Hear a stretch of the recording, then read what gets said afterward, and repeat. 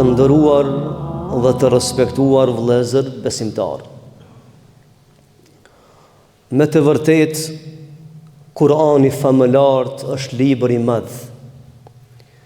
Libër i zbritur prej krijuesit të botrave, ai cili ka krijuar gjithçka dhe ua ka përcaktuar rrugën.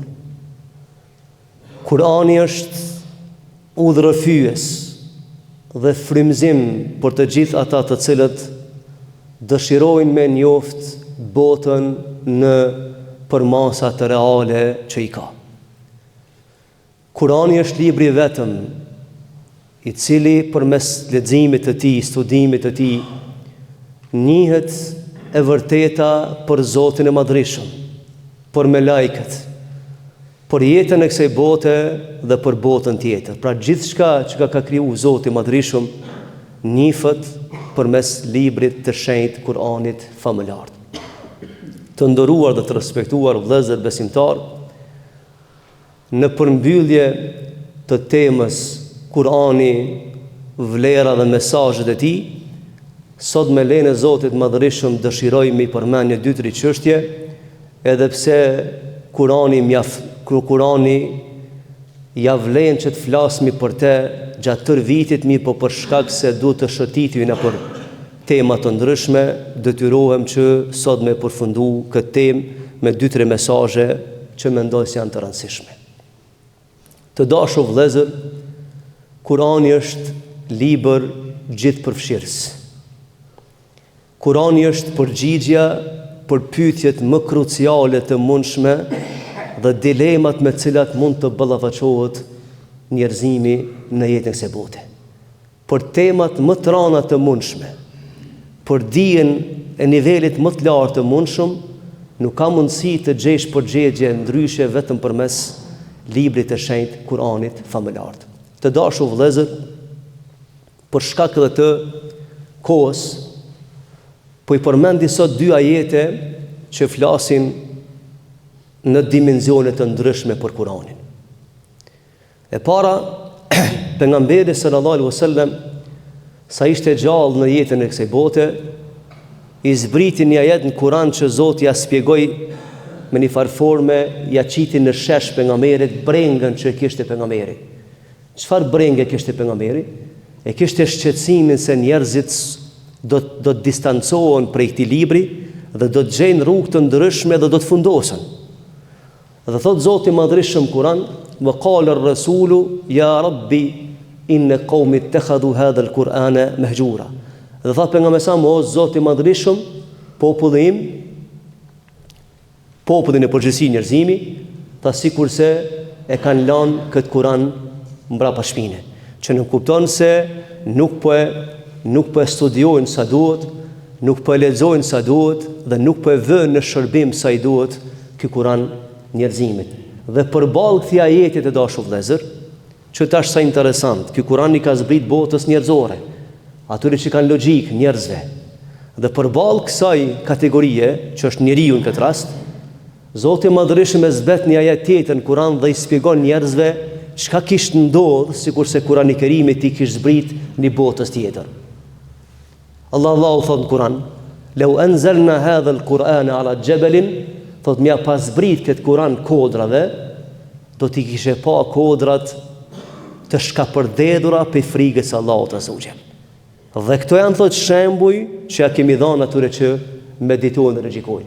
Pra 2 botra të kundërta njëra me tjetrën. Në anën tjetër njeriu, qenie intelektuale, që ka ardhur me mision jetën e kësaj bote dhe i duhet Kurani argument për jetën e kësaj bote.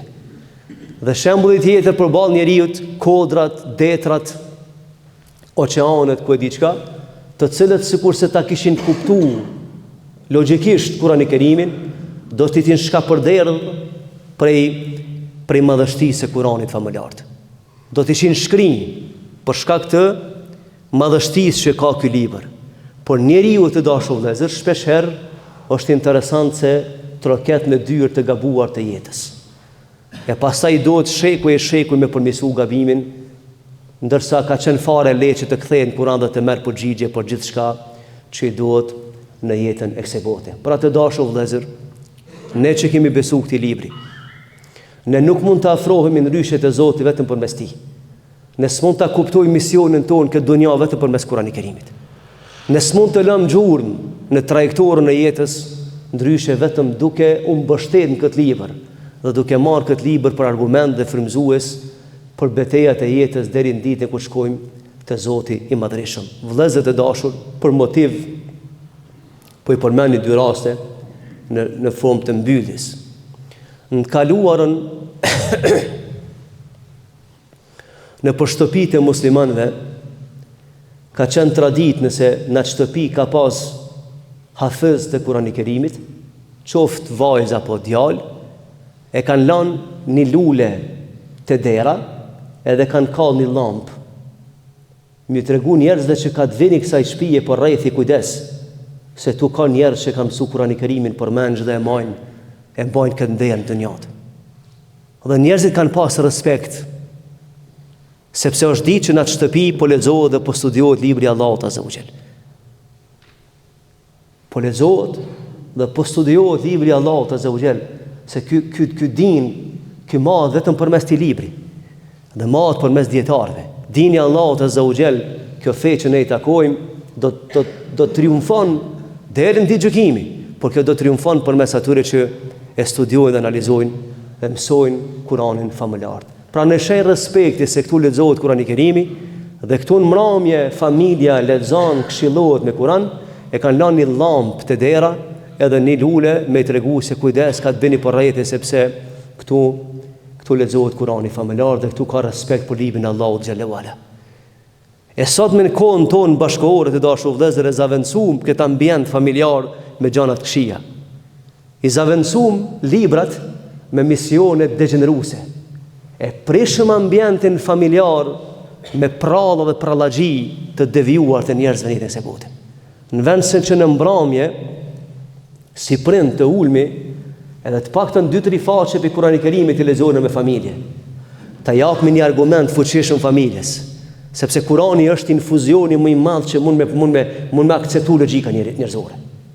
Është garancion i vlerave morale, është frymëzim. Në vend se në ambientet e familjes të kemi gjëra të tilla, ne i zavendësuam me programe degeneruese, fyse, nënçmuese, degraduese e kështu me radhë. Pra ti kthehemi vëllezër të dashur këtij libri, ta lexojmë këtë libër dhe porosia ime e fundit është sot për këtë temë, ju vëllezër të dashur rinj e nderuar, mos prano me dal për kësaj bote pa e mësuar me lexu librin e Allahut Azza wa Jall. Se Allahu ka më të pyet se e ke lexuar mesazhet e mia në Kur'an. Edhe s'është më rëndësi pasaj e kupton a nuk e kupton, është më rëndësi me lexu mesazhin e Allahut xhallahu ala. Ku e kemi fjalën këtu të dashur vëllezër, bani përshtypje një doktor i medicinës. Merr pjesë në konferenca të ndryshme botërore. Edhe një ditë prej ditëve është me origjinë arabe, por që jeton në Angli. Thot, ngjarje për ngjarjeve të ndryshme të jetës. Thot, ishmi me një seminar shkencor në Londër. Një numër i madh i mjekëve. Shumica absolut e tyre jo musliman. E thot ky dashta me bën një test. Në bisedë lirë, thash, apo më jepni 5 minuta ku unë të lexoj diçka e pastaj secili prej juve, këtu prej mjekëve, shprehnu çka keni politu tash apo lexoj unë. Tha ky doktori po qëllimisht e lexova ajetul Kursin, ajetin më të madh në Kur'an. Se ky Kur'an ju ka zbrit njerëzve të dijshëm të dashur vëllezër.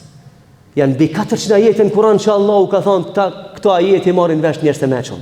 Mi po problemi është se bota propagandon shumë që mos me leju të mëshmit me ra Kur'anin dorë. A e keni pa diku shkon çmenduria, hala ka zona në për Evropë thojnë na do të më ndalu Kur'anin. Pse keni frikë për Kur'anit ju? Keni frikë për të vërtetës. A ke dëgjuar ja në për shtete islame që mund me thonë dikush na kena më ndalu Biblën? Kur se kena thonë muslimanë kështu? Po pse ju evropian të ndershëm, ju demokratë të mëdhaj, pse gjuni deklarata të tilla në për opinion dhe thoni duhet më ndalu Kur'anin në vendet tona? Pse? Sepse keni frikë që kur lexohet e vërteta, ma nuk mund të shitni pralla popullit juve. Dhe kjo temë që kena me fune herë tjetër për këtë punë. Dhe këtë doktori thotë kështu vëllezër. Thotë lexova ajet e Kursin, ajetin më të madh në Kur'an. Kena me fol gjatë për ta. Vallahi thotë, një pjesë e madhe e doktorëve aty shkencëtarëve thotë filluan me çajt. Pa e di për shka. Tha mbani përshtypje njëri që është ekspert i madh në shkencë. Tha kur e përfundova, tha shpenisi prej teje. Pithan filan fisteki, doktori i madh i shkencave. Unë e përfundova shapata me lezu. Thash ti arabishtën se merr vesh. Tha jo. Po pse kajte? Edhe çka ke mendje kur lexoj shone? A di çka më thaj? Njëri pitune, pe shumicës. Tha e dëgjova diçka një zot të mbrëmshëm. Sikurse më thojke që të fjalë që po i lexon ky, se diçka është Kur'an apo poezi. Tha kjo të fol për gjëra të mëdha, për Zotin, për kozmosin, për këta, tha këtu më shkoi mendja. Thash po. Kjo libri i Allahut xhallahu ala. Kjo është ajeti në Kur'an që flet për Zotin e Madhreshëm, por çat Zot që ju nuk e njihni. Dhe tha i pyeta të tjerë një nga një, se cili e sharojke në formën e vetë. Pra vëllezër të dashur, keni pa që hiç pa e kuptu këtë libër të shenjtë, si të lexohet të rrshetë trupi, sepse frekuencat e natyrshmërisë së njeriut në mënyrë automatike lidhen me të vërtetën që posedon ky libër.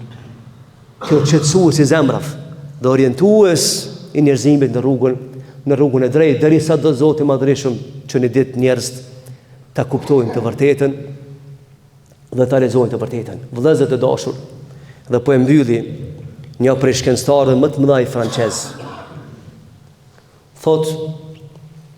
Më tha një ditë prej ditëve shokët aty në katedrën shkencore, tha na lexon shumë ti. Ky shkencëtar, Maurice Bucaille de Camus, tha po lexoj shumë. Tha më tha e ke lexuar në Kur'anin? Thash jo, as du me një për këtë punë.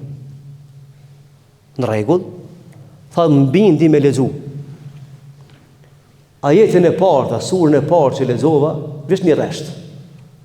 E lexova që Allahu ka thonë dhe u nda hana në dysh. Tha e mshela me njerë, thash kjo për radhë.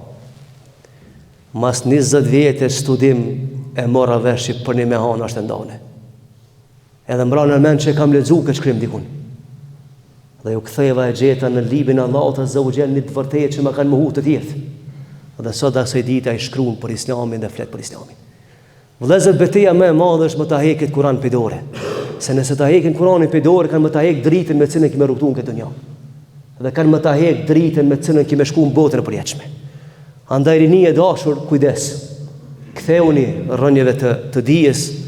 E mbi gjitha ato libra që lexojna është libri i Allahut azza wa jall prijatar.